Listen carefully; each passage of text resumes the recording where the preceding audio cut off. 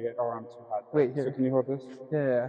I'll give you the choice between 3 questions. You can answer any of them. Okay. What is the mind? What is the heart? What is the brain? Oh, fourth, what is the soul? All right, I'll start with the mind. I feel like that one's the easiest. I'll preface this. I'm a little bit I like philosophy a little bit, so I might get into this a little deeper than you want. But I think I'm a philosopher. okay, I love that. I love that. Yeah. All right, Yeah, very good. I love that. I love those rhymes. That's Awesome. very clever. Yeah. So pleased to have met you guys. All right, I'm Eris. Yeah. Leo. Nolan. Nolan. Nice to meet you. Nice to meet you. Thank you Thanks so for much. chasing us down. Yeah, thank My you so dog much. is Neo. Oh, very cute. Very cute. Little Okay, I may pet it on the way out. Yeah. Okay. So, what do you mean when you say we have to be rational? Are we rational naturally, or no? And is it better for us to be rational in an ideal world, or no? I think that every single person is like rational, but in a different level. Like, especially for example, like little kids would be like, oh, like I want to have a mountain. It's like, you can't have a freaking mountain in your house if you want. Like, I want to have a zebra. No, you can't. They're not rational. They're just kids. But as you get older, you'll be like, oh, I want this, but I can't have it.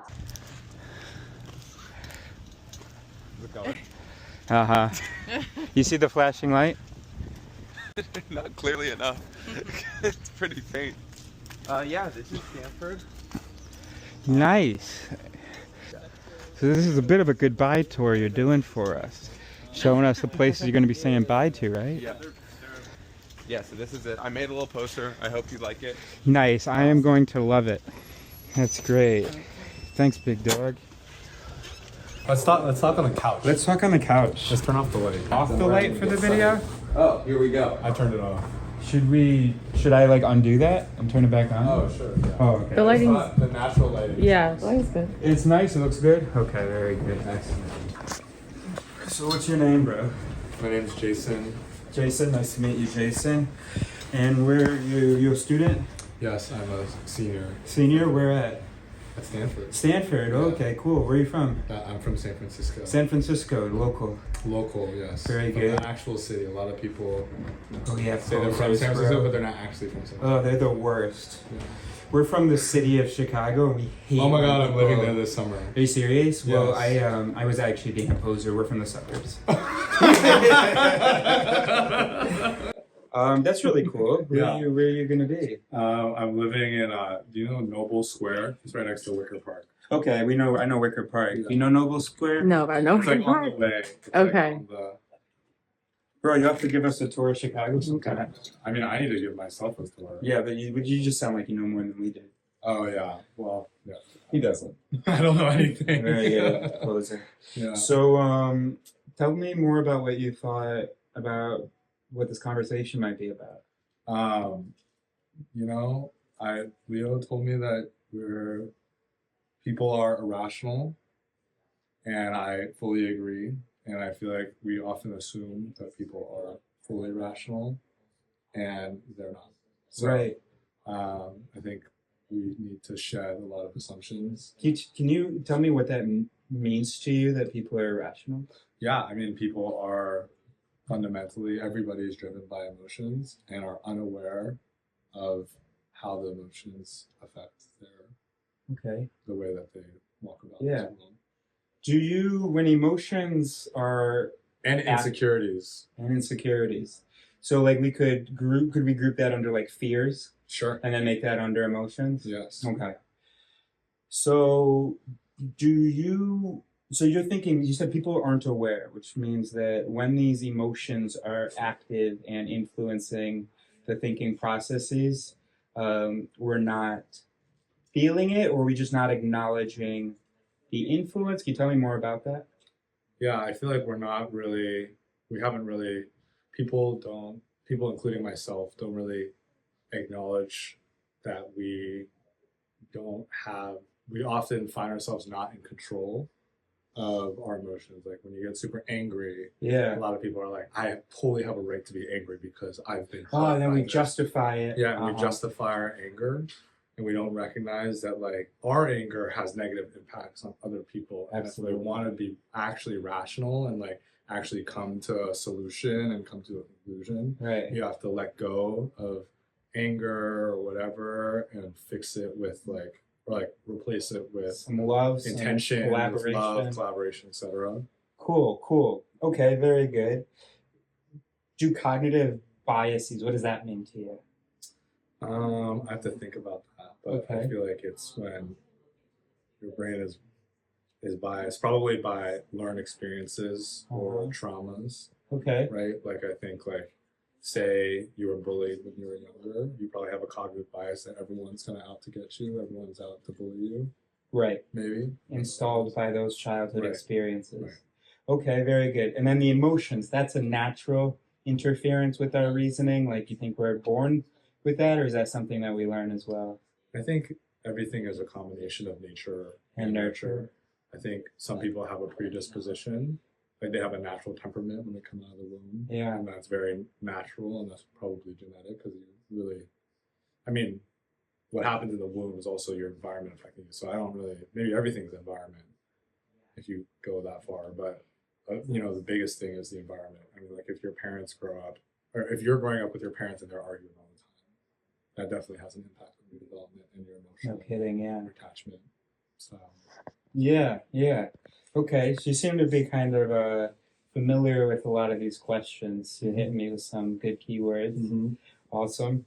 So I had two more questions. I'm just trying to remember one of them so that I can decide which to ask you first. Sure. Wait, Justin? Jason. Yes. Jason. Eris. Nice to meet you. Like the god? Aries? You know what? I'm humble. So Eris? Who's Eris? That's me. Spelled? And so it's empiricism for E. So basing our understanding of the world on observation, trying to get truth from outside. Yes. You know all about that. I'm pro that. Reason. Yes. Right? Trying to follow information to the conclusion that's indicated by the information. Imagination. Thinking of other possibilities, never getting stuck. Skepticism, especially of the self. Skepticism, not just rejection, but saying, I don't know really. Yes. All right, so you like those? All four? I love those. Wow, that's 100 then. 100% for me. Oh yeah. That's awesome. A+. Thank you. So one question I want to ask is, how do you know when you're being rational? Talk a little bit about irrationality. How do you know when you're being rational? I honestly think that I'm never being rational. Okay. Even when there's no emotion, even when it's not something that you've been traumatized about? I think maybe they're not mutually exclusive. Maybe like an emotion could be emotion of love. That can motivate. Drive deep rationality. So I don't know if they're necessarily mutually exclusive. Sure. Okay. I'm happy with that answer for that. And then my last question is, are you your brain?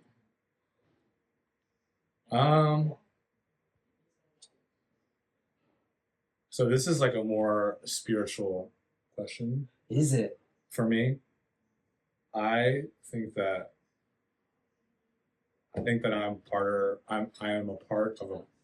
Can you hold the mic? Yeah. I think I'm part of that's too hot.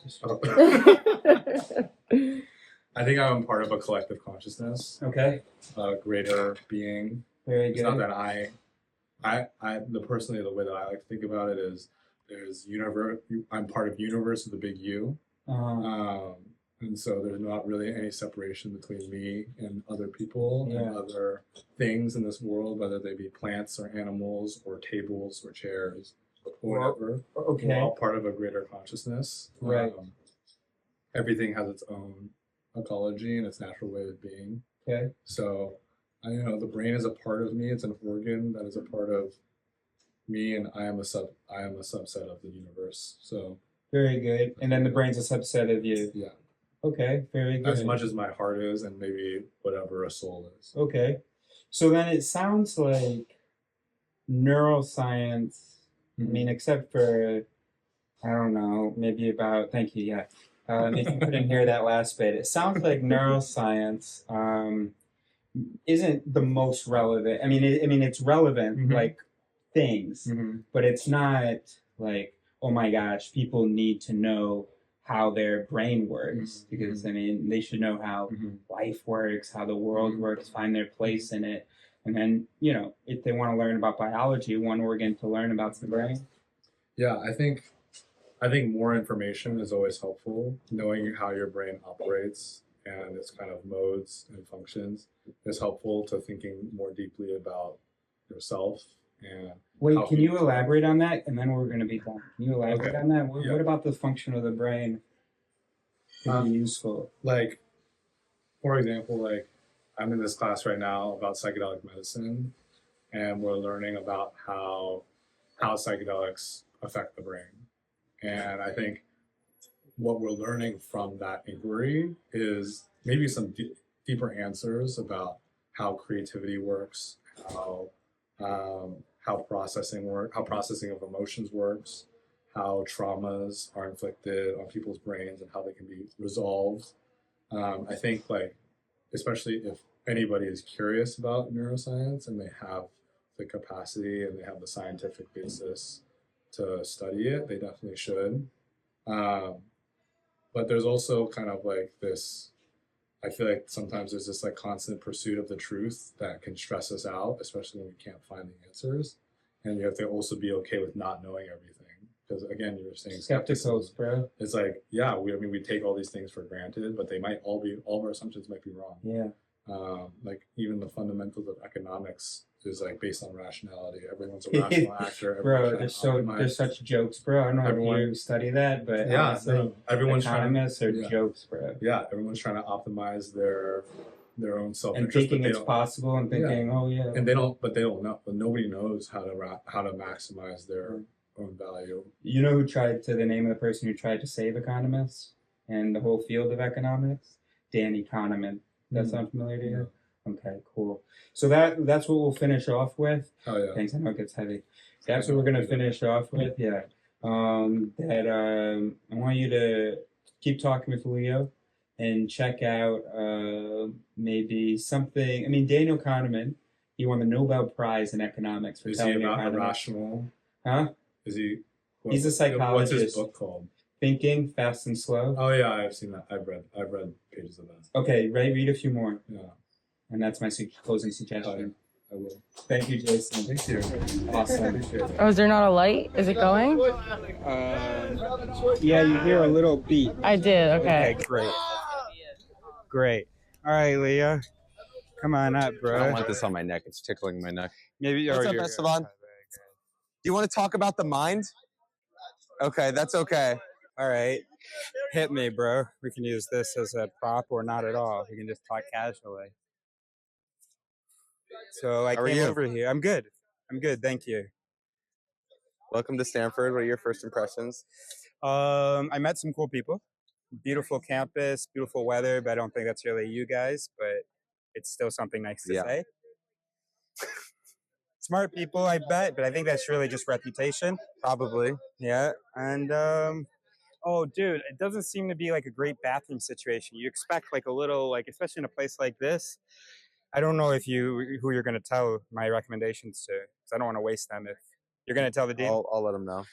Like if you could have like a nice gender-neutral bathroom. Boom, a little hut right there. Yeah, it'd probably be my only suggestion so far. All right. Hi guys, any chance you want to talk about the mind and critical thinking for a minute? Okay, that's okay. No, that's okay.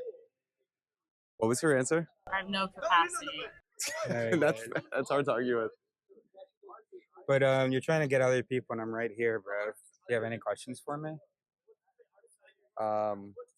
What are your latest thinkings? What are you thinking about now? What are you reading about? What's on your mind these days? How can I integrate predictive processing into it theory? How relevant is it to critical thinking? And then if it's relevant, how do I integrate it? So that's one. You're silent, so I want to give you another one. He's like too fast. Wait, I like that one. I just got That's a good one. No, that's okay. I just got insecure. All right, that's good for the test. It feels like it would be relevant to critical thinking. Oh yeah? It feels like it would be relevant to critical Very good. Can you tell me more? I mean, based on the conversation we had, when was that? A couple months ago. I think that the idea that we... No, you know what? I'm about to get too into this. Eyes on the prize. Let's check the test. For just a couple minutes. We're just interviewing people about rationality and... Let's do it. Interviewed, but Okay. What about you? I'm good. Oh, okay. Thank you. Here, let me turn the camera away. Are you guys part of an organization or something? Yeah, I'll record him explaining to you what we're doing. I'm a student here. He's not. This is Cairo. This is Eris's sister. Hi. I met him in Spain when I was abroad because he interviewed me for one of these things. And we've just stayed in touch, and we like talking about like neuroscience, cognitive science. He does a lot of content creation about talking to people about their own thinking and what they think about thinking, and trying to explain biases and how our brains work. And because I think, and he especially thinks, that the world would be a better place if everybody has a better sense of how their own brain works and how they come to the decisions they come to. Yeah, and a bit of intellectual humility. If, despite how rational we feel and how much confidence we have in our thought processes, if we knew how they actually worked and how unreliable they were. That's kind of, yeah. All right, cool. Yeah, so thumbs up for the project then? Yeah. All right, that's awesome. Thank you. You're the first people who've actually talked to us, so that's great. Yes. Yeah. Okay, that's That's great. my girlfriend. I hope so. Sure. Who's your That's my girlfriend. Oh, cool. Okay. How long? Hello. Hi. Hello. Hi. This is Eris. Nice to meet you, Clara. Emma. Hello. Thanks for stopping Bike by. away very soon. You but can I bike did away want as to see soon as you want. The operation before. Like how soon? You want to talk for 2 minutes? Oh. It's okay if you don't. I think I'm Okay. gonna be online, but I appreciate it. Yeah. How many we appreciate people- you stopping by. Yeah. I think we're at Bar, come here. 200. Okay, wait. I think we're gonna have one. I Oh, think you we're gonna have good one. right here. Yeah. Nice. I hope he's not. He doesn't look rushed. All right, Emma, can you clear out, please? I'm just joking. I'm just joking. Really nice to meet you. And we can hang out for a little bit while we start the conversation, maybe. And also, Leo's probably really good at talking about some of this stuff. Good dinner conversations, yeah? Excellent. Yeah. And he's not too dumb either. I don't know whether you noticed. Nobody wants to interview. People are weird here. In Madrid, Bar, you want to talk about Meta record. rationality for a second? Yeah. What's up, Josh? Yeah? Let's do it. Here, I'm gonna give you mine. I'm gonna put this between you two. All right. And then we'll do, even though he knows who you are, he's gonna ask you, no. Do you want me to do it? Okay. This is the first one of these I've led. First one. Who are you and where you're from? My name is Miguel. I'm a senior, and I'm from Nicaragua. Yeah. Who are you? Where are you from? My name is Bar. I'm from Sandy, Utah. Also a senior. Very cool. Do you know any irrational people? Maybe a couple. Can I get you guys over there? Yeah, let's do that. Yeah. What? You don't have to say their names. It's probably not a good idea. But what makes them irrational? I don't know. My kind of framing on irrationality, it's like the logical thinking behind it, and kind of that lack of logical thinking, more kind of leaning on impulsiveness. But the more impulsive you are, most likely the more like irrational decisions you'll make. Yeah. Can I follow that thread for a minute, and then Barb will get to you? Is that okay? So you said that it's a lack of this like logical thinking. Do you know any rational people who are like don't exhibit this lack of logical thinking? I mean, maybe in a selfish way, I would like to call myself quite rational. I think I can definitely be irrational, which kind of makes me shift my thinking that irrationality, it's maybe more of certain aspects or moments of thinking rather than you as an individual are fully irrational. Explain that a little more. What kind of moments of thinking make you rational? Did I say that correctly? Is that what you said? I think once you're able to process, I guess, what is going on, or like once you're able to process whatever information you have in front of you, and make a decision based on that, that what I think can lead you to like rational decisions or thinking. Whereas when you think less and do more, you can be more, as I said before, impulsive, irrational. But I think it's just like very few seconds to think about the information that is right in front of you, and then like how it is that you decide based on that. Got it. And so to try to summarize what you're saying, you think that like most of the time you are good at perceiving what's going on, processing, making a decision based on that. What are times where you feel like you're not good at that? Like what gets in the way? Surely you've had moments where you feel like you've done irrational things. Of course. I think like what happened in those instances? I mean, making that distinction of like emotions and thinking kind of can be a way. There's definitely been moments in which I've been emotional that I've acted before thinking, and once I thought about what I did, I've been like, why did I do that?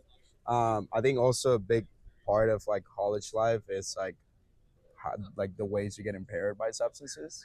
You can be very, very irrational and funny, I guess, but it goes back to that you don't get time to think.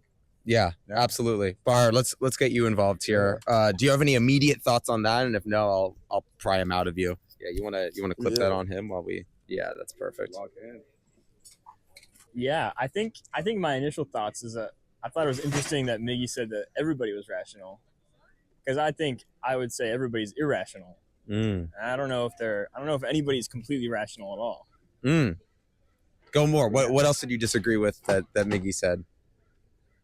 I don't know if I would disagree with anything else he said. I think everything like he said makes sense. I think I would maybe just frame it in a different way, in that like being rational is not always like being like right or being correct, you know. Maybe it just means that like you do what you think, you know, leads to the most positive outcome, you know. But I don't even know if like most positive outcome is like true. Maybe it's just most outcome with like the minimal risk. I think rational is tied to risk, you know, more than anything. I like that. Yeah. Eris, do you have any? I feel like you might have a follow up on that statement. I'd love to hear his follow up more on you were saying that people are irrational. You define that maybe? It's a hard question, but I think in kind of like the day to day decisions and like the decisions that don't really matter, like sure you can be rational, but I think in like the big decisions, like it's impossible to act rational. Like a big decision, like I don't know, like getting married or like buying a house or like, you know, any of these like big decisions, like you're acting a little bit emotionally, you know, like if you want to like leave a job, like these are all huge decisions that like you hear very successful people talk about, like how they kind of got their success. And a lot of times, at least I feel like the stuff that resonates with me is like the taking of risks and doing things that, you know, might actually, you know, you wouldn't have thought to do. So I think there is some sort of emotional decision making that goes into these bigger decisions that you wouldn't automatically think as rational, but they end up working out. Let me ask one more question. Would you, because I thought that what you might say is that with these big complicated questions, there's just too much information for a human being to process correctly. Is that also something that factors in, or am I just putting words in your mouth? I think that does factor in, but I think like there's always going to be more information that you could have used. There's always going to be more information out there. Right. So like at some point there is a saturation of information, and I guess following your line of thinking is like like when you're saturated, you're just going to resort to emotion. You're going to resort to like not rationality. Right. But I do think like there are some instances where it's not about the saturation of information. It's about like the quality of your emotional reaction and quality of like emotional like intelligence mechanisms. almost. Yeah. Okay. You know? Very cool. Bar. Yeah. Very good. That's it for me. Thank you, Bar. Yeah. Thank you. I wasn't actually Miguel. Thank you, Miguel. Of course. Thank you both. Thank you, everybody. Are you a rationalist? Thanks, guys. Are you consider yourself an irrational guy? Oh, wow, look at his shorts. Oh, nice, bro! Look at that. Okay, now look at Hat. Champions winners right there. He had been in Europe for like 6 years, and now he like just got. They're the worst, but Okay, I see. yeah. This is fun. Yeah, These two dudes. it's honestly a good question. Yeah, it's fun. It gets people. It gets like it's shocking how simple questions are. People just like have very different ideas of like, which is like, I think it's why it's so interesting. You guys both are interested, like interested. Can you put it on your? Yeah, please. Oh, what's up? I didn't know we had you guys on deck. Hello. Hello. Wait, these are two good ones. These are two good ones. Yeah, good. You got your brain, bro. You got like awesome. Are you recording? Yeah. All right, good. You can keep moving around and stuff. Thank you, Miguel. Thank you, Bart. Total fool of myself. Bye, guys. Thanks for He'll chatting. hit you with the link so you can see it once it's published. Exciting. All right, very good. Thank you. Oh, you guys are in the sun. This is fantastic. All right, you wanna come in here at the same time? Yeah, you're good. I'll just whenever you're talking. Yeah. Hi. You can just get in between them. Oh, should I? Here, yeah. That's great. It's probably easier. What's up? Can you say your name, what you're doing here, and where you're from? My name is Teddy. I'm from Denver, Colorado, and I'm here to provoke some thoughts. Nice. Oh yeah, right. I have one. My name is also Teddy. Actually, I didn't realize that until just now. and I'm from Santa Monica. Yeah, I'm happy to talk. Cool. Great. So I guess my first question is, do you know any irrational people? Yeah, talk to my mom, my dad, my grandmother, most of my extended family, most of my friends too. Definitely irrational. Okay. So if that's the common thread for a lot of these people, maybe I should be asking, do you know any rational people? Solely myself. That's the only one that I've ever come into contact with. Okay. Yeah. And what do you think differentiates you from all the other thinkers out there? Oh, well, I mean, the tough part is proving that they even exist in the first place, you know? It's really tough to make them rational when, from my point of view, they could be completely ephemeral, you know? Just floating through on some... Sorry, Teddy, Leo, you're saying such important things. Can you just keep the mic a little bit further away? Okay, further. No, that's my fault. Right, so we don't have any evidence that any of these people around us are... even. I mean, okay, hold on. So let me challenge you here. You could cut yourself open and see that you have a brain. You'd believe that if I cleaved your head, there'd be a brain in there. I mean, this is getting to the whole is seeing believing idea, right? Okay. Right? I feel like plenty of times that I've thought that I've seen a good friend of mine only to shout their name and be met with a blank stare, and I feel very embarrassed, and I'm incredibly sad about that. Because it's somebody else. Exactly. Yeah. Because my eyes have deceived me, as they tend to on many different occasions. So who's to say that they can't be deceiving me on all occasions? Yeah. Yeah. Okay, let's pivot to Teddy Teddy Sweetman here. Yeah. Regular Teddy. I was gonna say number 2, and that felt wrong. And I used your last name. That's what I'm used to at this point with him. Yeah. Would you rather answer the question, do you know any rational people or do you know any irrational people? What do you think is more scarce, and what do you want to talk about more? I think irrational is more scarce, but I feel like I have the inverse answer to this study in that I feel like most of the people around me seem pretty rational. Okay. And I feel like I'm kind of the only irrational. That's interesting. Exactly. Yeah. Oh, okay. Eris wants to know, is your family Trump supporters, and asking why you think that they're so irrational. That is his question and not mine. And we'll get Teddy Sweetman. We'll get They back are to you in a not second. Trump supporters. No. I think they're quite thoughtful people. I think they're quite intelligent. I think they're quite kind. Just heinously, irrevocably irrational. You know? Okay, fair enough. I can say. Teddy Sweetman, talk about that a little bit more. Let's start with what makes your friends and the people you surround yourself with rational. What are those like defining qualities? I guess sometimes I feel like, they have this like shared language that like makes sense, and everybody's kind of on the same, wavelength and level. And then I'll be somewhere else and just kind of in my own world. And I'm like, wow, that's so interesting that everyone's just sort of like existing on this, kind of plane that makes sense to everyone else, but sometimes it just doesn't make sense to me, Interesting. So I might be putting words in your mouth, but you almost seem like rationality is like a socially relative concept, right? If everybody kind of agrees that some set of behaviors or beliefs or whatnot are rational, right? And these are the people you surround yourself with, that can like define, for you, that defines what rationality is. A little bit. I would still think there's something that could be truly rational. I'm just missing out on it, I think. And what do you think that something is? And what does it look like in the other people that you surround yourself with? I think something we can really know is true, like something that we can like verify with our own senses, maybe. Okay. Yeah. That makes a lot of sense to me. One more question, then I'll let you guys go. Are you your brain? Teddy, number one, I'll start with you. It's about all that I know. Like I said, right, I could be drifting in an abyss of cosmic dust or pudding cups. I really wouldn't be able to tell you the difference, but my brain's telling me that I'm out here on White Plaza. It's a beautiful day. I'm surrounded by some lovely people. And I think that is, in essence, a complete confirmation of that fact, right? I am my brain. I am only what my brain is telling me. I'm only what my brain has been able to accumulate and store.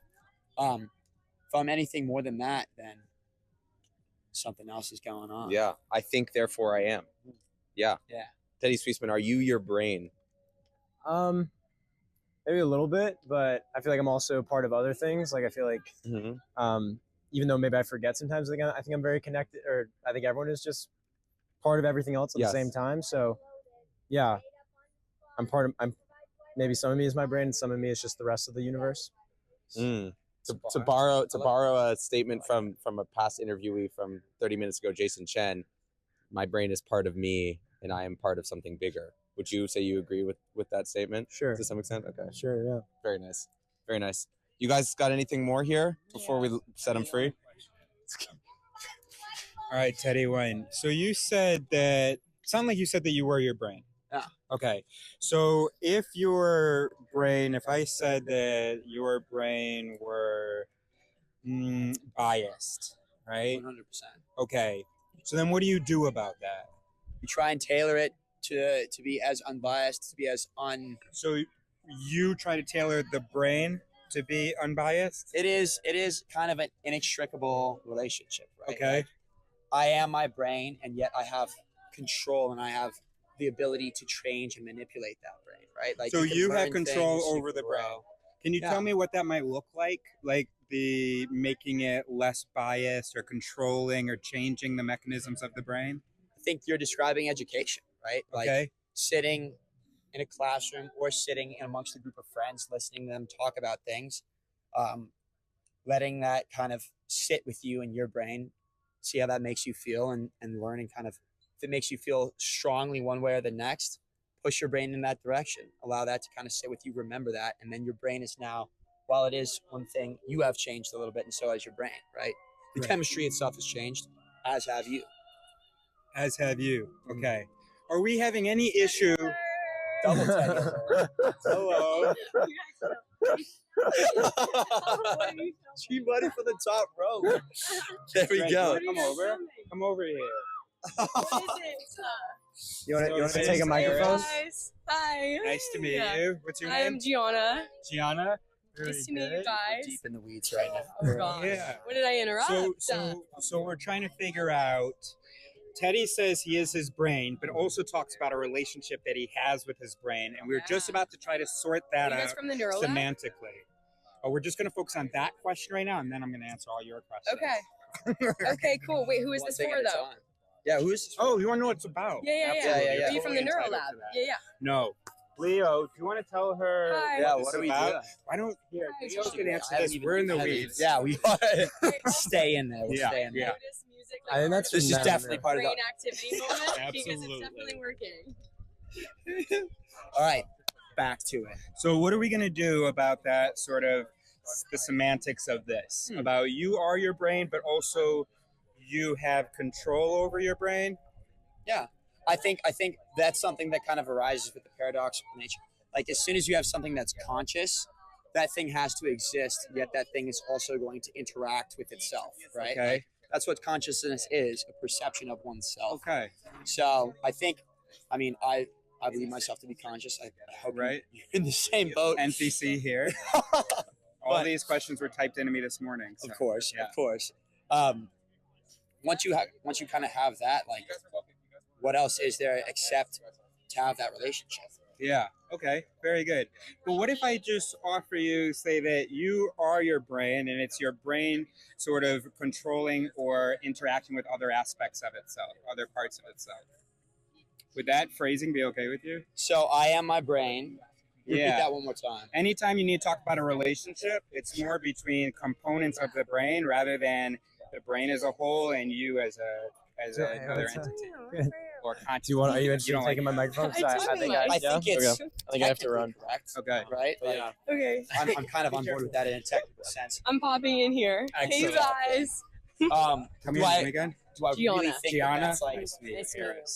I don't know. That seems like, you can just, I don't know, you're getting a little too far maybe into the weeds at that point, Okay, right? very Like, good. I think it's almost a better interpretation to just kind of, I don't know, keep it a little simple sometimes. You Keep know? it simple, Keep it stupid. simple. Yeah, exactly. Absolutely. Kiss, you know, I'm a person with like some homies, some friends, some Yeah. family members. Like that's while it may be different parts of my brain interacting, right? Yeah. Like, I need to get into that. Come on. All right, Dang. Teddy. I want to see you interview Gianna. What do you think about that, bro?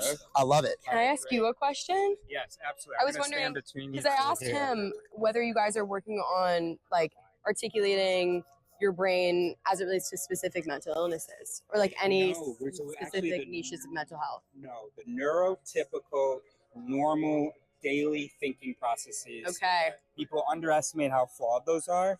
So we're really interested in looking at that. People like to Interesting. attribute crazy behavior to mental illness, to specific instances of emotion or fear and so on.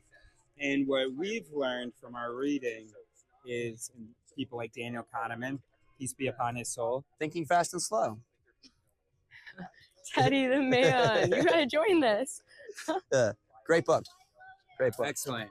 So what we've learned is that it's not about emotions. The normal functioning mind is operating according to shortcuts that it evolved to use to save energy, right? Because we're an evolved species, right? And so it uses these shortcuts, these what we call them heuristics. Just shout out to Teddy, a word he might know. And those heuristics are unreliable, and that people have to sort of learn about those mechanisms. Yeah. Otherwise, they're just sort of being ignorantly ignorant. But you can be sort of informedly ignorant, Yeah. And are you thinking about how those mechanisms change at all in a more like dopamine accessible world as well? Like I think those shortcuts very often get more overridden with like just the simplicity of social media and like dopamine grabbing there. Sure, I think absolutely. yeah. And I'm gonna let you talk about that. Yeah. Gianna, let's pry that open. Let's I get don't know more if into I can that. speak to the neurotypical experience. No, but Really? you can just talk about dopamine in general. Yeah. Just don't I hold think- it too close. I just want to put it there. Yeah, well I think having Just the gonna- I think there's a really thank you. Without touching. Boom. Thank Did it. you. I think there's a really important balance in terms of like having the tools to speak about your brain and articulate different ways that you want to, I guess, improve your heuristics and better yourself. But I think that also there's a very specific threshold in which over intellectualizing how your brain works and especially its relationship with our body and our emotions and who we are tends to be kind of like a dangerous area as well. Is this really improving my day to day? Right. Well, Right? It's like knowing too much about myself and my You guys brain. are so funny. You're talking about knowing too much. Name for me a single cognitive bias or heuristic. Go. Okay, what about Oh, I don't think you the guys need to worry fundamental- about being in the dangerous the territory. fundamental attribution error? Okay, that's very good. That's Yeah. very good. Bars, let's go. Foot in the door phenomenon. What? The foot in the door phenomenon. Good. Very good. Oh my gosh. Okay, very good. I totally underestimated your ability to name these. Excellent. Can you give me one more? Okay, jumping back to No, psych 2 is 1. amazing, and those 2 are really, really good. Can you catch up? I'm tapping out. Gianna's the one on this. You I'm not done. worried I about don't. being in dangerous territory, and 2, you can learn a few more before you're over intellectualizing. How are you this tapped in? Hell yeah, bro. Really? Can you explain to him foot in the door and fundamental Yeah. attribution? I am. Yeah, wait, the fundamental My attribution. tongue was out and everything. The fundamental attribution error is the human tendency to attribute someone's actions to their character instead of their situation. So a typical example used really often is, for example, someone cuts you off in traffic, and you're like, oh, they're such a bad person, they have road rage, but typically you don't know what their situation is. Maybe they have someone pregnant in the car, maybe there's something. And so I think that's a natural human tendency and shortcut that we make. And that comes from like evolving as species, just survival and reproduction and predator-prey. Exactly. Maybe Predator-prey maybe response. Dave Yeah. and Buster's is about to close. Yeah. Wait, maybe. Maybe. But I think that's why it's also really important to approach always with curiosity and instead of judgment. Damn. All right, Wow. and then hit him with the foot in the Poignant. door. Yeah. He's blushing, dude. He's completely Yeah. Foot in the door phenomenon is where you're more likely to do something or continue an action when you've already given a little to it. We see it in so many different industries in general, but it's a really typical like psychological term used for especially like people in sales. And for getting them Political campaigning. You say, to hey, be where can you I want. put this little sign in your yard? Come back a week later. Hey, can I put this bigger sign in your yard? You know. Yeah, and typically, So, I mean, everybody's invited, but I am focusing on Gianna right now. We want to really work on this together. How do we explain this stuff to people and get them interested, right, Leo? Ooh. What's going on? I'm trying to recruit Gianna. Gianna Loki, just passed the test.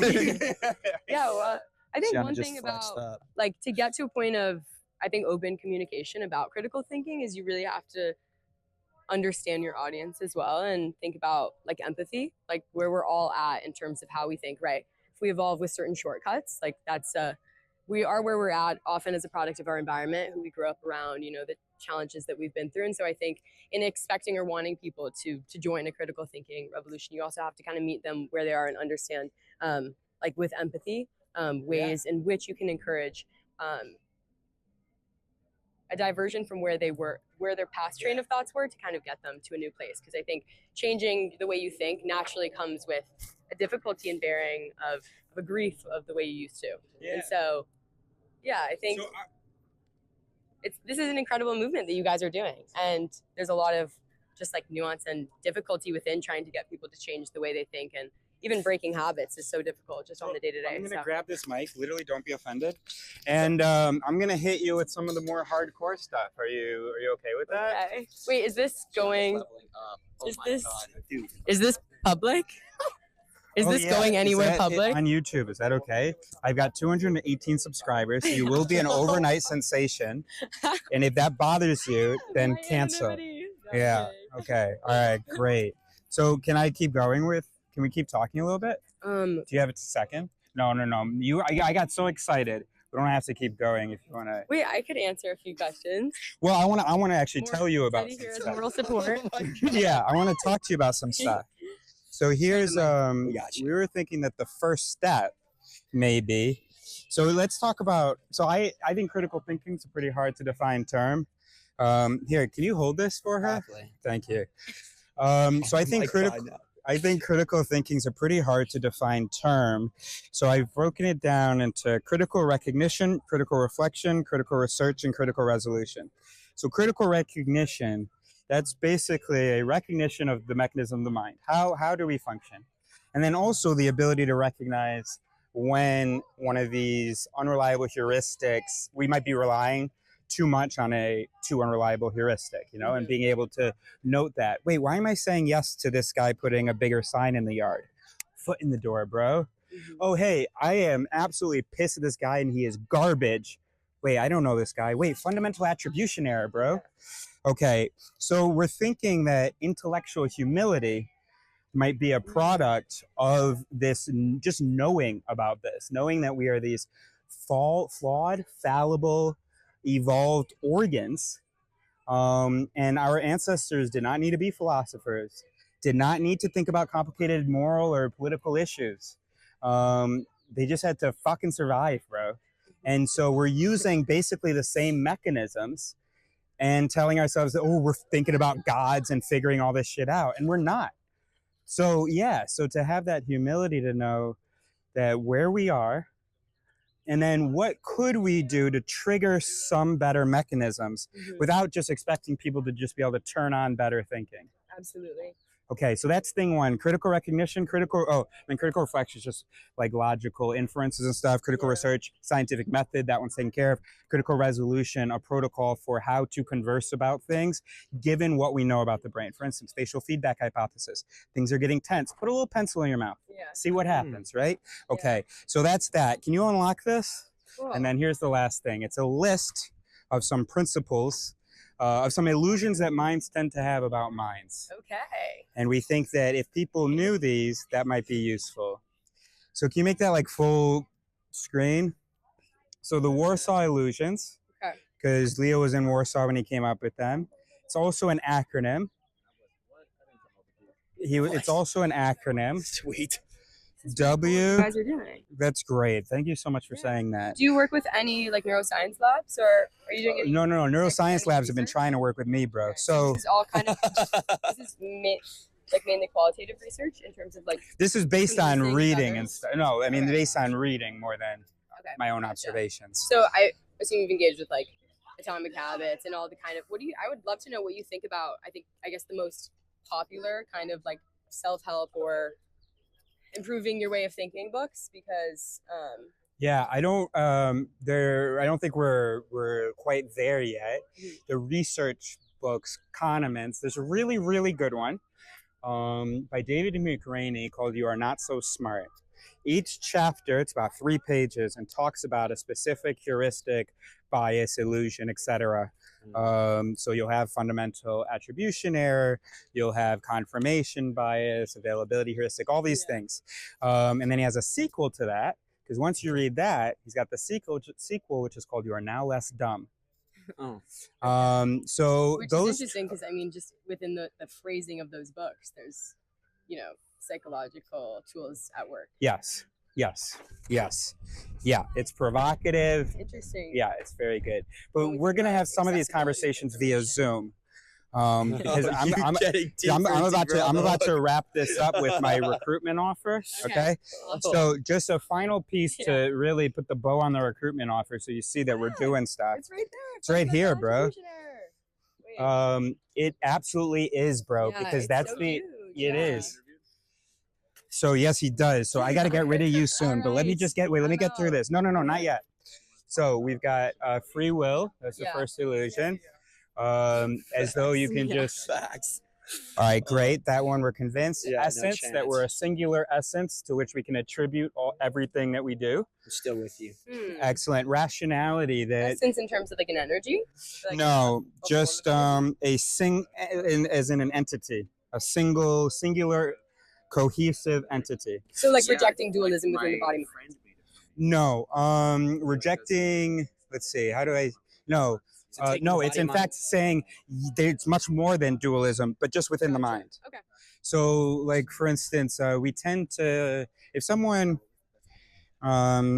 says something and we don't like what they said, we might attribute it, we might say all of their mechanisms were okay with saying that thing. That's almost never the case. It just wouldn't make any sense for every thought and every statement to have passed through all of the mechanisms before it comes out. So sometimes it's these mechanisms say this, these mechanisms were just chilling, energy efficiency, right? Yeah. And then if the person were just able to engage with their own thing, it would be okay. But instead, Like a Zam. Bro, Teddy, thank you so much, bro. This was so awesome. That was his bio. That was great. I had to run that through the heuristics. Yeah, it was great. It was great. Absolutely. We approve. No. Bro, that was probably the coolest thing anyone has said, bro. So that was great. That was much better than your fundamental attribution error. Absolutely. Yes, thank you, Teddy. No, seriously, Teddy, I tease a little bit. You did great. Go. Okay, rationality. Wait, and just to confirm that I interpreted that correctly. Essence. We're talking about essence. There's like rejecting the idea that there can be full agreement within your body and mind and soul within situations where I'm for only example, focusing things on the body. Okay. I mean, on the mind. Okay. So Which is intertwined in the body. sure, but I'm just saying. So yeah, there's body and mind. Then with the mind is not a singular thing. The mind is a lot Like of. serotonin is produced in the gut. I'm gonna hold this because your hands.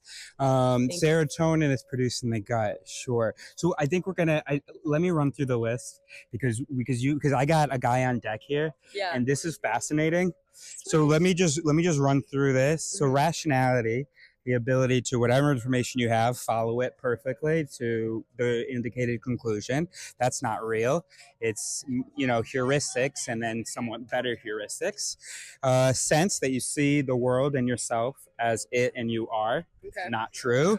Attention, that you pay attention to the most important things. You've heard the invisible gorilla experiment. Selective attention. There you go. You got it. Yeah. And then storage. Anything about memory and stuff. Especially working. Wait, it was So are you in neuro? You just said when you said working memory, I was like whoa. Just really interested. I think in the realm of just neuroscience and psychology, especially. I think exploring psychology in the mind makes you a more empathetic person. It does. It really does. So, I'm environmental science here at school, but I really appreciate conversations around just how we work, who we are, so that we can do so better with others. More understanding of others, Yeah. and then sometimes do a little better. Yeah. And understanding of ourselves to be better people for others Yeah. as well. Yeah. And be more compassionate of ourselves. Forgive ourselves when we're having issues with free will. Yes. Understand that's not real, bro. Compassion to ourselves. Yeah. Yes, that's a big one. Yeah. And when capitalist tells you, hey, one person has to support a whole family, one woman has to raise a child all by herself, to go, wait a minute, we didn't evolve for that at all. What are you talking about? You're actually asking me something that is not in my biology. Yeah. Okay, great. Can we do just one more high five then? 100%. Awesome. It's so nice meeting you. Thank you guys for having me. Good luck with everything. This is awesome. Yeah. Wait, do you want to say any of your diagnoses? You said you weren't. I'm ADHD and on the spectrum. No? Okay, absolutely. Love that, but no, absolutely not. Yes. Guys. Thank you so much. Bye, bye. Bye. Did you guys get in touch? No, but through you, it'll be fine. Okay, bye. Okay, awesome. Yeah, that would be great. I heard bits and pieces, but it sounds like what is this? Yeah, bro, you want to Yeah. give her contact information? Yeah, I'll give you my number. You want to do it directly? Okay. I'm sorry. And then, why do you want it to stay there? Oh, the YouTube channel. Yeah. Okay, go to YouTube. So you're on YouTube. Am I interviewing you? Should I start these guys? Great. Yeah, I think so. Oh, no. Oh, no? No, not you. Just Josh. That's fine. How about this? You watch from the sidelines, and if something interests you, you can come in and give. We're just talking to people about their. Well, you'll see. Is this recording? Is this on? Yeah, it is. Here, let's give you that. Wow, that's insane. Okay, great. Oh my God! Yes. Hey, can you say what your name is, where you're from, and what you're doing here? Yeah. I'm Joshua. I'm from Seattle. I'm a sophomore here studying Mechie. Very cool. Do you know any irrational people? I'd say so. Yeah, Probably. yeah. What you don't have to say you probably shouldn't say their name, but what about them makes them irrational? I think they're quick to act. Quick to act. I'd say is one common trend. Okay. Yeah, I think of other stuff. I think that's the Interesting. first thing that comes to And then mind. give me the if irrational people are quick to act, what do rational people do that makes them not irrational? I think they think through their actions. Okay. I guess Okay. is, yeah, they act less on a whim. and Okay. more- So more processing Yeah. involved before. Yeah. Okay. Do you feel like you generally process before you act? In some cases. Most of the yeah. time, yeah. Are there times where you feel like you've acted irrationally when you've acted on a whim and haven't done that processing? Probably. Yeah. I feel like that's a little bit of like being in college, though, is kind of Mm. like experiencing that, playing around with how much you want to, in what scenarios you want to Interesting. play around with that. I don't know. And what does that? Finding yourself a little Yeah. bit. What does that look like to you? Like, what kind of form do those decisions make that happen more on a whim? Is that what gets in the way, I guess, of that rational process that causes you to take a left turn from that? I think like being around friends a lot. Mm. I think like I wouldn't say it's like peer pressure, but it's kind of like the excitement of being around friends. I think can often like you kind of egg each other on and Yeah. do something that's maybe a little less rational than if you Okay. are just like by yourself in a social setting. Okay. And what do you think causes you to do like egg you on? Like what's the reward of doing something less rational? Like, because what's driving you to do it? Sure. Like what's is it emotions? Is it somebody earlier said substances? I think that's a fair answer. Like what are you looking to achieve through your irrationality? I think like two things. I think one is just kind of like a laugh from my friends. Yeah. I think like that's a really that makes a lot of sense. Yeah. And two, I think it's like pushing myself out of the comfort zone a little bit. Like I think like I don't know, like there's some cases where like I do stuff in a social setting that like I probably would do by myself. So like it's kind of fun to try things. Like take risks. Yeah. That makes a lot of sense. Great. Okay. My next question is, are you your brain? No. Okay. Part of like your brain is part of you. Okay. I think like the fact, I don't know, I think there's too much to do with like your heart that I think is also a part of you. Explain that more. What part of you is your heart and what part of you is your brain? I'd say like the more emotional side is probably your heart. And I think like obviously like we experience emotions in our brain, like we can like map that or whatever. But I think like as at least our understanding of our brain right now, like we don't know enough about it to the definition that we have, I feel like is a little rudimentary for me to say that's like our whole aspect of ourselves is just our brain. Yeah, I've definitely seen that. Like we do processing in our gut and things like that. Like that's definitely like instinct almost. Instinct. Oh, so I guess it sounds like you think that instinct and your brain are not the same thing. Because those are two. Okay, potentially. That makes sense. Can you so if your brain is here, right? Where does instinct live somewhere else? I'd say like on the surface. Interesting. Okay. Okay. And does instinct and the brain, do they talk to each other? I think they can. They can. What is that? Can you give an example for you of like what that looks like? I don't know. I think like when I think instinct, like the first thing that comes to mind is like fight or freeze, fight or freeze. Yeah. And to me, like I don't know, like that doesn't feel very brain heavy because it's like you don't even have time to think about it. It's just like something your body acts on. So I guess in that sense, like the instinct takes over your brain. Yeah. But I think like there's also like there's ways to get over your instinct. Like if you're like trying to like jump off of something tall, like go cliff jumping or something like that. Like your instinct is telling you not to, but your brain's able to say like, no, like we're gonna do this. That makes sense. So it's what you've kind of described, like fight, flight, or freeze. These are kind of situations that involve like immediate physical danger, right? Or at least for a moment, you think there's immediate physical danger. Do you think your instincts ever take over, or have? It's not because those were two instances where your instincts take over in your kind of day to day, no physical danger, or do you think in those situations your brain is kind of the captain of the ship? I think it's like a different kind of instinct. I think there's like a physical danger instinct, but I also think there's like I don't know, like an instinct when you talk to someone, or like a gut feeling of like is this person a good person? Kind of thing that isn't like you're not in any immediate danger, but like you're constantly like assessing like is this someone that you enjoy interacting with? Is it, or however you want to do that. And that would say not brain. I think that can be brain as well. Like I think you can think about it, but I think like the thoughts kind of come up, or like there's like some draw. I think like body language. I think is almost like reading someone's body language is more instinctual. Interesting. Then like I think you can be very active about it, and then that's brain. But yeah. Great. Well, I got nothing else. Eris, anything you want to chime in on? But yeah, of course. Thank you. No worries. Okay. It was great. Excellent. And if Josh has any final comments? I don't think I do. Great Thank you job. guys. Thank you.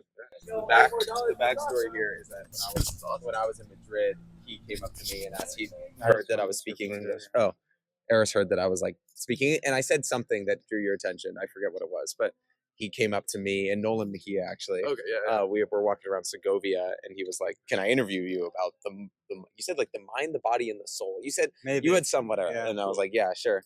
And so he started talking to me, and because I'm interested in like I don't know, I'm a Simsys major, so I like this like brain stuff. Yeah, thank you.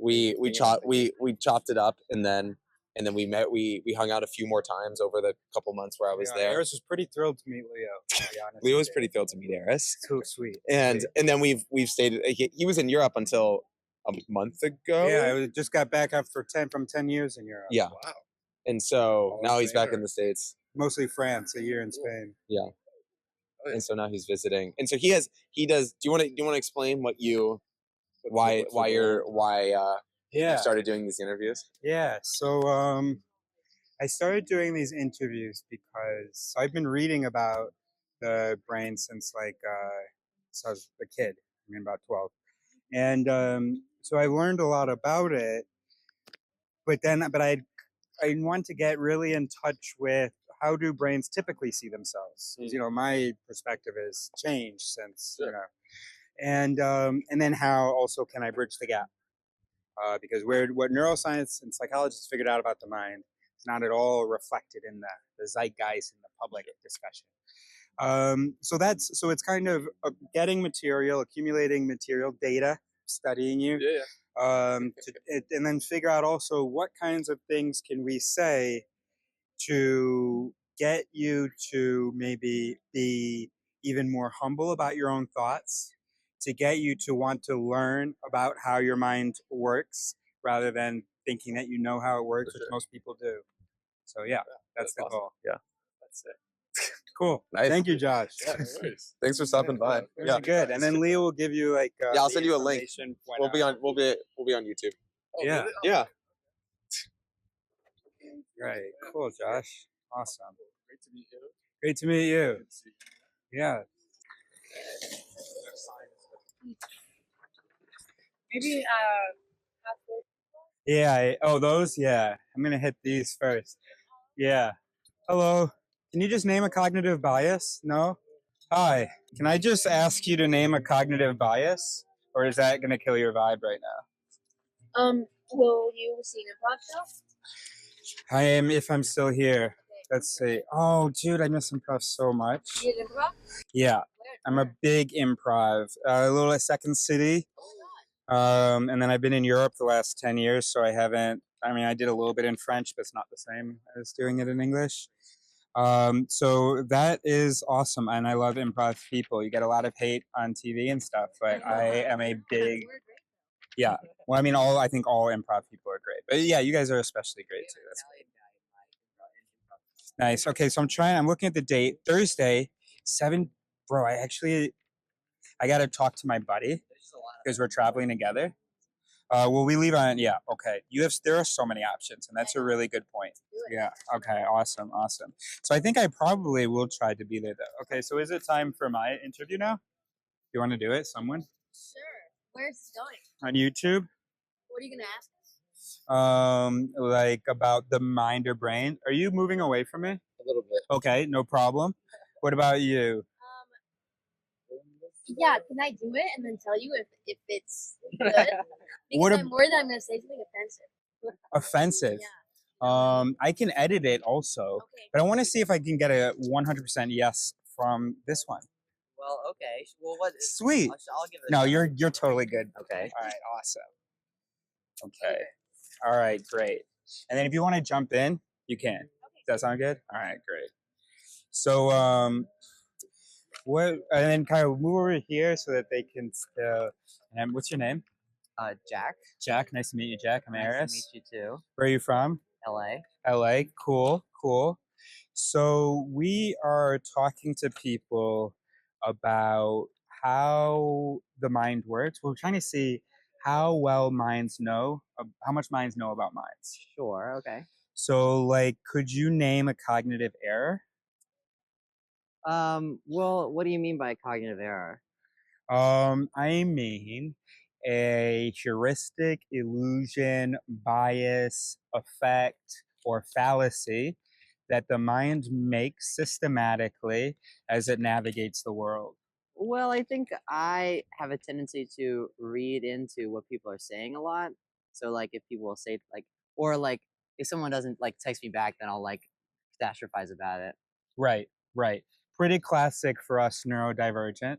Sure. I have ADHD. Yeah, I didn't mean to impose that on you. But I do have ADHD. Very good. Thank you. Me too. So we're in the same neurodivergence there. A little spectral action over here too. Okay. Sure. I don't relate to that one, but okay. Very good. Very good. And okay.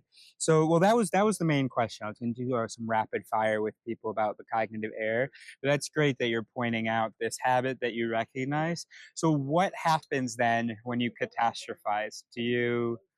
I mean, part of you must want to justify it. No, but this time it is actually a catastrophe. Yeah, I mean, yeah, I do sort of think, well, because I think a lot about this, but I try to change the habit. Okay. So, like, I think to myself, like, well, this is like how much is this being real? And I also like look back on previous times where that such a thing has happened, and then like the next day, I'll like see the person, and like all of my like worst fears are like not true. Yeah. So then I'm like, well, okay, like so I then try to remember that and use it as evidence. Bro, later. I literally I call that remind to bind. Sure, yeah. You have to keep sort of engaging with that fact in order to bind it. Just noticing it once, just knowing it isn't enough to actually have an effect on your interpretive mechanisms. Yeah. So that's great. You know what you're doing, it sounds like, and that's fantastic.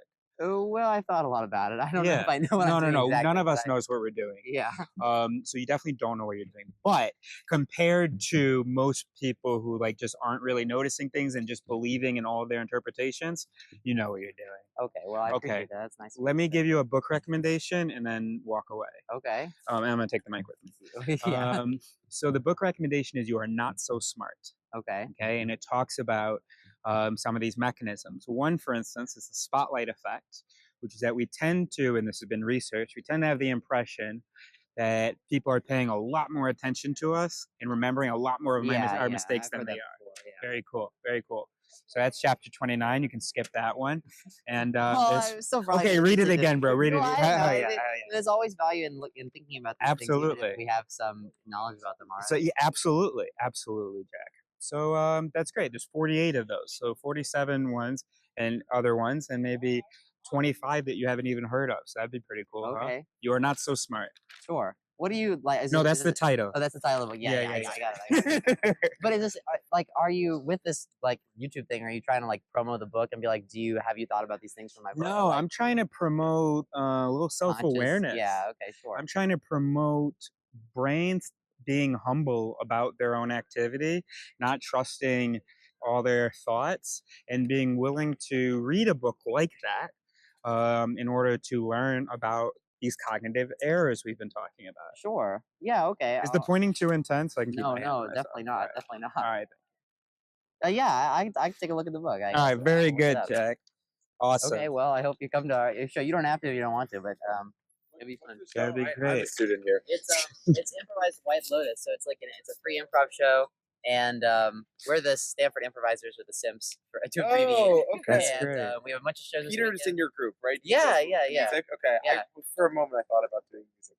Okay. You totally should. Probably have auditions next fall, also. Oh, he's graduating. I'm out of Oh no. Well, Yeah. come to a show. It's okay, very cool. we have a lot Excellent. of them, so see if one works. Fun. Great. Thank Cool. you. Okay, Really cool show idea. What were your names? Jack. Nice to meet you. Eris. Very good. Oh, so you guys don't know each other. So let me give you my channel now. Let me give you my channel now so you can see the video when I publish it. Keep recording just in case Jack says something else really interesting. And then if you want to see some of the other interviews, I'm going to show you the playlist. So the playlist. Rapid fire. You just run away. You don't even have to say goodbye. What's your name? Joe. Johanna. Johanna. How many cognitive biases can you name? Or sorry, that's maybe there's an assumption there. Can you name a cognitive bias? I don't remember what it is. Wait, that's fine. You don't have to have a fancy name for it. Can you just think of a situation or maybe a category of situations in which maybe you personally feel like you have a some sort of bias? And bias doesn't, I mean, there's like kind of this politicized racial bias term. That could be one, but you could also think about any bias you have. I've been thinking a lot about high school, and in high school, I used to have a really big bias against Greek life. And now that I'm in college, I think my bias has changed. I guess that's a changing bias, but like that's a bias that I used to have that I think I have a lot less bias. Biases can change. That's a good one. Yeah. How do you think that belief changed? And Eris, can you just? I'm a little paranoid about my laptop over there. Yeah. How do you think biases change? That specific one, or in general, how do biases change? Answer whichever question you want to answer. I think in general biases change by meeting more people. I think bias is like rooted in an assumption about a group of people that you don't actually fully understand. And so I think meeting more people and understanding that everybody is like human changes your bias. So I think I like, for example, Greek life. I used to see it as like a really hierarchical thing, which, you know, it as an institution it is, but I think that somebody being in Greek life doesn't necessarily make them a person that sees the world in the way that I think Greek life institutions are laid out. Does that make sense? Totally. And how do you think that bias formed originally? The fact that I was in boarding school, and boarding school, I've had a long conversation with somebody about this today. I think in boarding school is built on the idea that you are removed from your family and put into an institution at a young age where the institution becomes your family and becomes your parent, but it's not comforting and it's not safe. And I think I had like because of that, like I created a really strong like bias against authority and institution. And I think Greek life seemed very parallel to that in high school. And it made me really frustrated, and I thought it was super stupid. So you think maybe, to put words in your mouth, you over-categorized some type of thing and said, okay, here's an example of something, and this other thing is like it, so therefore this must have the same negative attribute of the thing that I'm familiar with, because you didn't know anything about it, and there was this unknown part of it, so you mapped what you did know onto what you didn't know. Yeah. Okay. Yeah, and I think, well, I mean, there's like the difference between boarding school and Greek life is extremely different, and I think like the context for them are so extremely different that I don't think it's even valid to like compare the two. But because I was in high school and that's the only thing I really understood, and I wanted to be mad at authority in general, I think I had a very strong opinion about it. But then once I came to college, I think that changed. But I also think that's because I think Greek life at Stanford is very different than other schools. Yeah. Can I ask you one more question? You have to go. What's another situation where you think you have overgeneralized? You can even come up with a hypothetical situation if you can't come to think of one, where you have overgeneralized and come to assumptions about something, rightly or wrongly.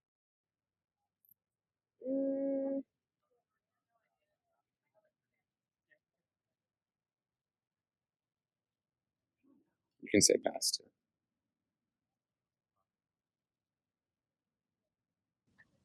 Here, I think of anything. That's okay. Well, thanks for chatting today. Yeah. Nice. Thank you. I'm like in such a boarding school mode that I can't think of anything else outside of that. Yeah. I What's talked up? to Ben. You guys want to get interviewed? Go Izzo. Eris, I got one. You got one more in you? Yeah. Is that okay? Yeah. All right. I think you should do this one. Okay. I know him. Okay, very good. Go. Bye. Very good. Benjamin, Hi. nice to meet you. Nice to meet you. Did you say Benjamin? Yeah. Usually. Okay, very good. Very good. Let me wipe some food off my mouth. Yeah. Sorry. There we go. Let me mic us up.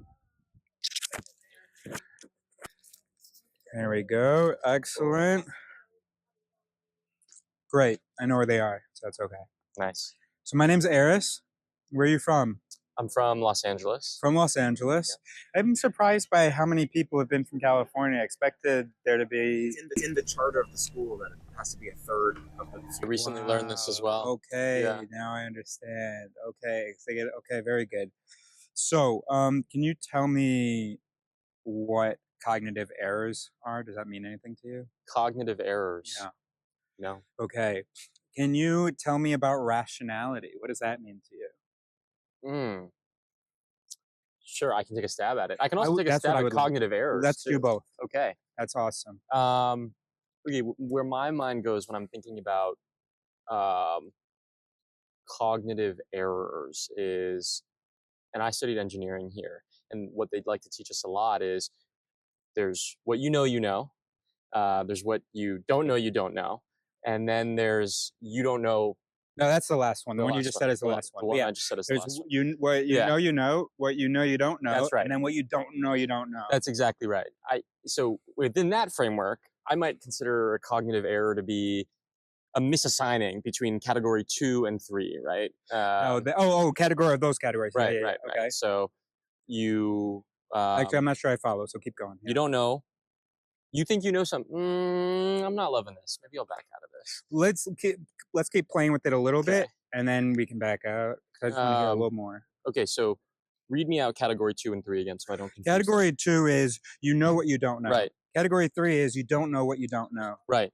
So I think my mission of being at Stanford, right, is filling out more of the I know what I don't know category. So knowing more of the thing, learning the things that you didn't know. Exactly. Okay. And I think most people come into school, especially college, right, with the third category being the biggest percentage. They don't know what they don't know.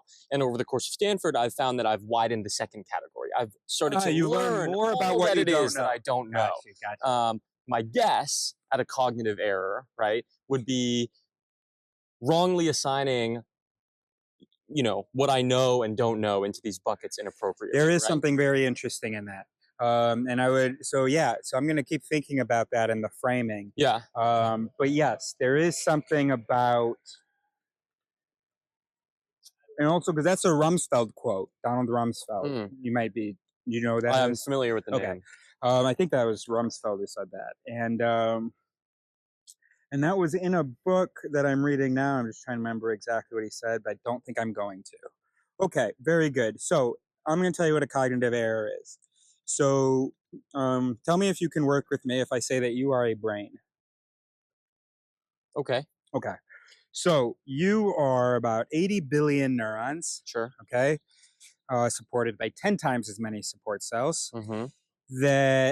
Some of these neurons have up to 10,000 receivers, connections to other neurons. Okay. Very complicated network. Right. All right. This network evolved by natural selection. Right. So whatever sort of problem solving skills or shortcuts of thinking that got the job done, that accomplished things, well, those reproduced. Right. Okay. Well, none of these is perfect, right? Just like the eye, right? Does what it's supposed to do, but it's not like a perfect creation, right? Okay. Same thing for the brain. It's another just sort of flawed, good enough to make it to age 35 and have a couple kids system. Right. Okay. So what we've noticed, because we're very ambitious though. We've got all these high cultural ideals, all these big intellectual questions we want to solve. We want to think about gods and politics and economies and these really complicated things. But we're using, of course, the only system that we have, right? Well, predictably, when this system is trying to answer those questions, it falls short. And so the ways in which it falls short are those cognitive errors. So for instance, interesting. In-group, out-group bias. We have a preference for our in-group and we're wary of the out-group, right? That was a shortcut that was very useful to our evolution. Of course. If someone is a part of my tribe, I'm just gonna jump into trusting them. And if they're not, I'm gonna be like, okay. Right. So that could be considered one of these cognitive errors. Another one is the sunk cost fallacy. Yeah. You know about this one? I do. Excellent. So I'm going to skip that one, but I think I've also given you the idea, right? Right. So can I ask a follow-up question? Yes. So like leaving the brain, thinking about physiology, you have vestigial traits, right? Like a tailbone. Right. We don't have a tail anymore. Right. Wisdom teeth. We don't really need wisdom teeth anymore. Our jaws have gotten smaller. Would you agree with the statement that some of these neural pathways might be vestigial? Vestigial. In a sense, absolutely, yeah. Okay. Or not even just in a sense, yes. These are the mechanisms that worked for our ancestors in a completely different environment. And except I guess it's why I'd say it's in a sense is because we're still very much using them. Right. But they're just failing us. I see. But we're believing in them. I see. how exactly does one go about detecting, detangling cognitive errors when the brain exists in this complicated network that we we can't. So the brain has to be informed of these things, right? Okay, so there's so let me. Dude! So when I met Leo, I do. Yeah. When I This met was in Leo, Madrid, I assume. near Madrid, yeah. And then these are the two guys that I interviewed. Yeah, absolutely. Eric, nice to meet you, sir. Absolutely. Just flew in for this interview day with Benjamin. No, I'm just joking. I just moved back in April and came out here for a wedding in California, and so, yeah, bro, that's so cool. Wait, can I? Because we were can no, but do you have like a couple minutes? Can you hang out a little bit? Honestly, I do. Yeah. Okay. Let me just keep talking to Benjamin a little bit, and then that's great. Thank you so much. Sorry. That's awesome. So how what do we do? Okay, so Danny Kahneman, you know who that is? He wrote Thinking Fast and Slow. Maybe you've heard of that. Okay. Yep. Okay. So he won the Nobel Prize in Economics for telling economists, "Hey, you guys are wrong about humans. Right. We're not rational." Okay. Right. So he was borrowing it from someone else, but he divides the mind into system 1 and system 2. Mm-hmm. System 1, the constantly running and least reliable mechanisms, right? And then system 2, the mechanisms that get involved if the person feels like they need to be involved. Okay. If those are triggered, let's say, okay. The issue is that when people think that they're souls and have a whole bunch of confidence in their mechanisms, well, system 2 is like chilling, bro. Right. Eyes closed like this, bro. I was gonna fall, so I couldn't really. But anyway, just chilling, bro. Yeah. And so we're just running these system 1 things, and then we're Yeah. trusting them, and so on. So the first thing to do would be to recognize the mechanisms that are running all the time, the ones that don't take up too much energy. And if they don't take up too much energy, that's telling you something about how good they are, right? Right. So that those aren't super reliable, and that we need to, for instance, slow down. I see. We need to assume that a lot of our initial judgments are probably wrong in some way. Right. So that's step 1, that recognition. 2, learn some of these specific illusions, effects, biases, heuristics. There's a bunch of different words for them. Learn some of them. So then you're in a position to recognize them when they happen. You're not going to recognize them all the time. Right. Right. But you could be basically installing a little alarm system, right? So like anytime you judge someone of a different race, wait, in group, out group, let me run that again. I see. Let me try to pay some more attention to that. Sunk cost fallacy. Oh, no, we can't leave. We bought these expensive tickets. Oh, wait a minute. I know about the sunk cost fallacy. Is this that? Yeah. I see. So that's the idea. So basically, here, look at this. Well, we're gonna look at it and take. Here, can someone give a picture of? Join the Cairo, you have a phone. thinking Use your phone. evolution. There you go. I like this. Isn't that good? Yeah. And so what we're trying to do is figure out explanations and things that are easy and simple that people can use to be inspired to be humble and inspired to sort of look at their own thinking sometimes, right? So for instance, here's one thing we've made called the Warsaw illusions. Okay. Simple list of 6 misconceptions that minds have about the mind. Got it. Okay. So it's an acronym, WERSAS. Okay. So were, and then saw like Arkansas, right? Okay, very good. And then I was in Warsaw when Leo came up with them. Okay. So the W is will, free will, as though neurons could like do first cause behavior, just like initiate a thought or something, as though things don't all have causes. Right. Essence, that you're a singular, cohesive, coherent essence, and that anything that can be attributed to one of your mechanisms is attributable to all of you, and that at any moment, all of your mechanisms are involved in your thought.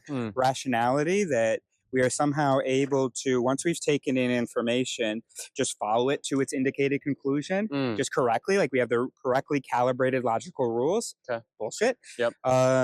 Sense, that we see the world and ourselves as it and we are. Also bullshit. Right. Attention, that our attention is reliable, that it's on the most important things. Anytime you hear someone say, I would have noticed that, go, oh, sounds like the attention illusion. Yeah. And then storage, which is, of course, anything about eyewitness testimony. Yeah. Or even there's this thing called the misinformation effect, where you can hear a fact. Yeah. Let's say you let's say someone even tells you a joke, tells you a fact is a joke.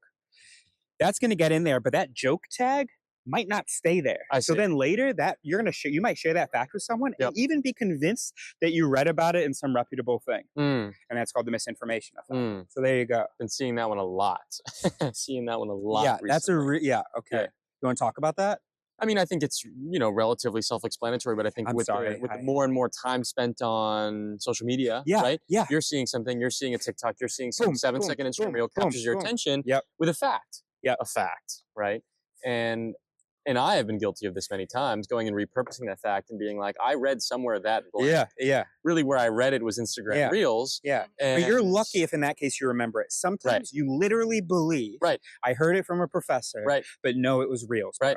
Right. Absolutely. So, I mean, I've been trying to get better at secondary, tertiary research if I'm going to start saying things, right? So it's like a fact check process before I start espousing, I read this somewhere. It's like, did I actually read it somewhere? Can I go and find that paper again? Can I look at my emails and see that a professor really said this to me, etc.? By the way, what you're describing, so like, we're never going to be rational. We're never going to be the thing that we think we are now, okay? Where everything that we say is reliable, where all of our decisions are well-founded. So part of what we want to figure out with Leo and my sister, part of what we want to figure out is what is a fair standard in what kinds of situations, and when can we just forgive ourselves? When can we just be running on system one, no problem? Right. You know what I mean? Right. So there you go. That's the situation. And would you want to be involved in some of these discussions? Sure. I mean, I would love to. Leo's a good friend of mine, and good. I'm interested in whatever Leo's interested in. I have a question for you. Yeah. And this is maybe like meta. This is a bit meta, right? But you gotta go. I gotta go, Eris. Thank Bro. you so much. And did you see the video on the YouTube? Yeah, no, I've like watched your video. It's so funny seeing you here. It's like a dream right now. That's oh my gosh, that is literally so flattering. Yeah. Okay, so cool, so cool. And I don't know, we might go to an improv show. Maybe you can come to that so we can like chat again. Amazing. Okay. Thank you. All right, see ya. All right, yeah. My question was about, and I know I recognize this is a little bit meta, right? But a lot of this thinking relies on I don't know how to describe it in a different terminology, but recognizing the limitations of our own mind and maybe the illusion of rationality that we believe. Right. I need to pause you. Do you think you can hold on to what you're going to say? Sure. I define critical thinking, the first step of critical thinking is critical recognition. Right. And you've basically just defined critical recognition. Great. So knowing our limits and basically how the mind works. Right. Okay, continue. But even the idea of critical recognition was incepted in our own minds, right? So like, how are we to know the truth behind even critical recognition, right? What if 100 years from now, 1,000 years from now? That is the case, accept that and move on. That's my answer. Okay. That we will not have the capital T truth. Right. We're just trying to do better than 100 years ago. Right. And also maybe set an example for people in 100 years to laugh at us about. I see. Just try and do a little better. Right. Absolutely. Okay. Well, that answers my question. And then right, cool. I think I had one other question come up while you were talking. Wait, did it answer your question? Because I think your question was, what is better? Who defines better? Defines better. It's a little. That's why I'm saying it's a little meta, right? Because we're using our own brains to define the shortcomings of our own brain. Right. But one could argue that we as a species, or we as with my brain, I can't possibly step out and reflect. I don't know if you've seen the movie Flatland, but it's one of those things where like the squares and circles are existing, and then all of a sudden they discover 3D. Yeah, there's no way to even conceive that you can move to your left and right until you see a 3D shape, and you're just like, and we cannot do better except maybe with AI. So if we trust AI, that could be something useful. I see. So AGI is probably something. What is AGI? Artificial General Intelligence. This idea that it's going to at some point reach this critical threshold, and this is something that I talk a lot with my friends about here at Stanford. Is like we're kind of, depending on who you talk to, some people like Sam Altman think we're very close to that, and others think we're decades away from it. Right. Right. And obviously, from a practical standpoint, people think we're decades away are wrong. I think. So you think we're right there? I think that we, in terms of technology, are very close, but in terms of implementation and acceptance into our reality in ways that can help us, decades. Because I think there's just going to be too much reluctance, too much feet dragging. Yeah. I think in terms of technology, we're getting pretty close already. I think I've been reading about quantum computing coming out of Microsoft, and I think once we decode that a little bit more, we're going to start to Honestly, see. I think that, I mean, I've talked to ChatGPT and I've talked to humans. Yeah. Pretty stark difference. Yeah. With ChatGPT coming in first. Yeah. Because of first, in terms of how much you enjoyed these conversations. First, in terms of the computational rules. I see. I mean, humans, in order to update, right? I mean, we're talking about hundreds of generations kind. I mean, we can learn. So there are things that like we can learn, not at the speed of even a non-quantum computer. Right. So even without the quantum, I think the technology we're pretty much sort of there, but I also might not understand it well enough. I mean, the other thing that I worry about with AI, and this has been studied a gazillion times already, hyperbolizing, is that it's built off of our own human biases, our own cognitive errors, to use our terminology now. People say that, and I want to trust you when you say that, because I think you know what you're talking about. I've always also been skeptical of that, because it's not really like we teach the AI. Well, first of all, whatever we teach the AI, we then let it run through a million iterations to update itself. Right. But it's as you've said, right? Those million iterations are run off of a training data, right? Yeah. So like the things that we give it. So yeah, the data, and sure, that data absolutely. fundamentally is skewed by our human experience. So I have one serious example and one silly example for you, right? Like you can ask AI to reflect on who's committing certain crimes and when. And that training data is skewed and biased. So it's going to give you a response that as humans, and like you and I think we can both in different degrees get behind this idea of cognitive error and biased thinking, look at that response and say, well, that's not right. But then you look at the training data and you're like, it's been given data that was skewed from humans by the start. And the second silly example for you is that I read a paper that that said ChatGPT is slightly slower and less smart in the winter. And that's because as it trains off everything in human data that we have to give it, we are slightly slower and a little bit more sluggish in the winter. So its response rate and response times differ in the winter. So my worry as we approach, the singularity or whatever it is, that we're actually building something that is a summation of all of our biases that is smarter than us, but still just a bunch of our biases wrapped up into one. Yeah. So the trick would be to make the data that the AI gets as raw as possible. Right. To just keep improving the odds. Right. Raw data, it's just a text prediction machine. It's like coming up, it comes up with a sentence and it's trying to, like, that's what like ChatGPT is at its core. Is like, and also whenever you have to do. No, it's okay.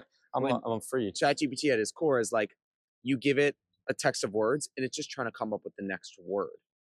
That's all it's based off of, which is crazy when we interact with it. It doesn't feel like that, but it's a text prediction machine. Yeah. And like, so it is predicting what a natural thing is for us based on what we based on told it all is the natural. text on the internet. That's what its training data is. All the text on the internet, based on all the text on the internet, what would be a natural, effective thing to say next? So maybe we're a little more far off. It's just the natural language, what it synthesized, whatever it's called.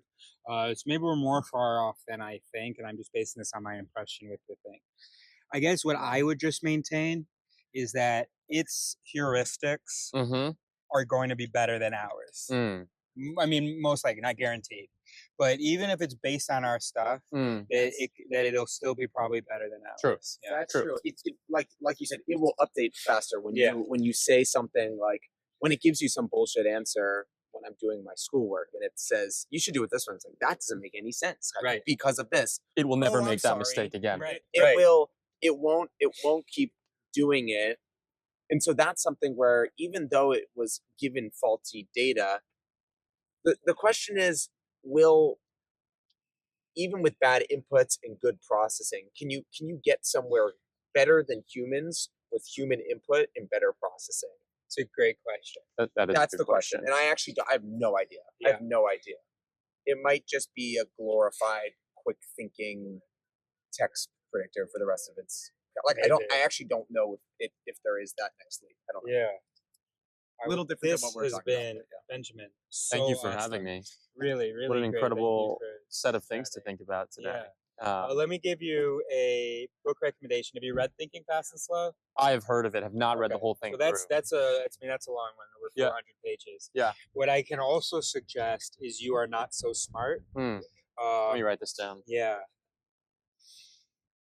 Okay. Yeah. Keep talking. I'm ready. No. Let me wait till you ready to. Oh, I'm all ready. Yeah. You Are Not So Smart. Yeah. David McRaney. Okay. Raney. Yeah. And he has a sequel to that, You Are Now Less Dumb. Each one of these is fewer than 50 chapters, with each chapter being about 3 or 4 pages, talking about one of these cognitive errors. Nice. Incredible. So learn about yours, be able to recognize them when they happen, understand that they do happen, and this is how you think. Yeah. And then, and it's just then every once in a while, maybe we slow it down, we break the question down, because, let me say one more thing. System 1 is going to answer any question it gets. Right. Pretty much. Even if it has no idea how to answer it. Right. It's kind of like ChatGPT sometimes, right? But if you break down the question, I mean, you should learn this in engineering school probably, then you're just going to have a better chance of even System 1 giving you a good response, and then you try to, Totally. Awesome. Well, thank you for the recommendations. I'll send you this video of this once it's Oh yeah, once please. it's out. Yeah. Please, that'd be fantastic. See what the other kid said. Yeah. Yeah, any good interviews today? This one awesome, and also some other really good ones too. All over the place. We had a Teddy Hit Mover Teddy Squeezer. Oh man, yeah, that was a good one. Yeah, that was a really good one. Those are and then this girl Gianna. I don't know, blonde. Yeah. She came up. She came in with a lot of know-how. Do you want to pack this up? And Let's get a pack beer this for up and get a beer. Okay. Do you want to join us for a beer? I'll join you for a beer. Okay, great.